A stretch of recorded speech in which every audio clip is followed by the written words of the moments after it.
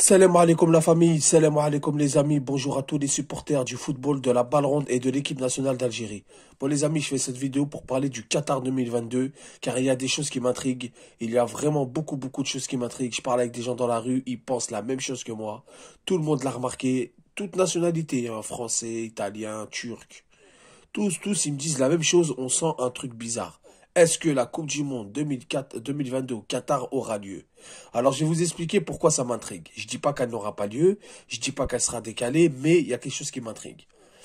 Déjà, on demande beaucoup le boycottage. Des grosses personnalités veulent boycotter cet événement. Et c'est pas les moindres, hein. Des Français, des Danois, des Suédois, des Anglais. Eric Cantona, il veut boycotter la Coupe du Monde. David Beckham, il veut boycotter la Coupe du Monde. Beaucoup de gens qui ont un impact sur la société de nos jours. Beaucoup de gens qui ont un impact dans les médias, etc., etc. Là, en France, il y a une campagne aussi de boycottage. Déjà, les pubs, il n'y en a pas.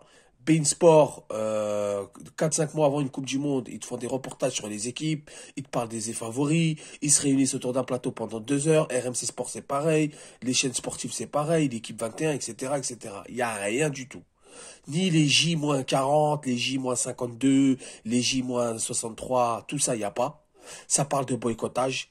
Ça parle d'écologie, ça parle de LGBT, ça parle de l'alcool, ça parle de la religion, de la Palestine, etc., etc. Ça va dans tous les sens. Vraiment, vraiment dans tous les sens. Dans une chaîne américaine, je me rappelle plus le nom, j'étais tombé dessus tard la nuit, sur une chaîne américaine, ils ont dit comme quoi qu'il fallait boycotter la Coupe du Monde, des personnalités américaines. Ils disaient, voilà, ils interrogeaient des gens, ils disaient, voilà, moi, cette Coupe du Monde, il faut la boycotter. J'ai entendu qu'il y a des ouvriers qui ont été martyrisés, on n'a pas payé des ouvriers, c'est pas humain, c'est une Coupe du Monde basée sur des choses inhumaines, etc., etc. Bon, ok. On peut dire le Qatar, ils ont hagal les gens, ils ont pas payé les gens, ils ont esclavagisé les gens. J'ai entendu des belles et des pas mûres. Bon, maintenant le Qatar c'est un pays rebeu, c'est un pays musulman. Ils ont certaines règles à faire respecter. Ce qui plaît pas aux Occidentaux. Donc ça déjà, c'est beaucoup pour les Occidentaux. Ça veut dire que pour eux, en gros ils se disent, on vous a donné la Coupe du Monde, et vous, derrière, vous voulez nous faire ça. C'est grâce à nous, eux, ils pensent comme ça, hein, les Occidentaux. C'est grâce à nous que vous avez la Coupe du Monde et vous voulez nous interdire de boire ou d'aller avec des couples, etc., etc.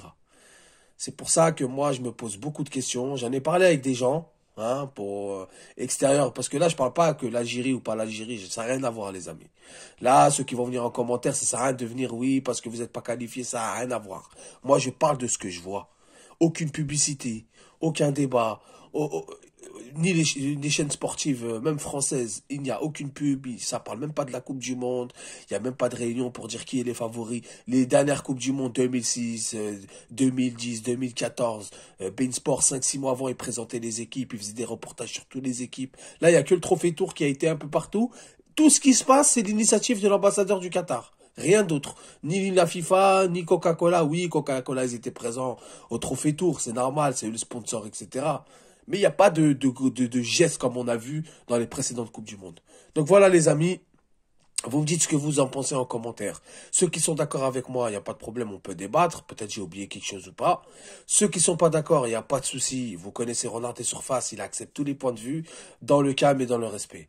Vous donnez vos points de vue. Celui qui pense que je dis n'importe quoi, il m'explique pourquoi. Et on débattra, il n'y a pas de souci. Sur ce, je vous dis salam alaikum, que la paix soit sur vous.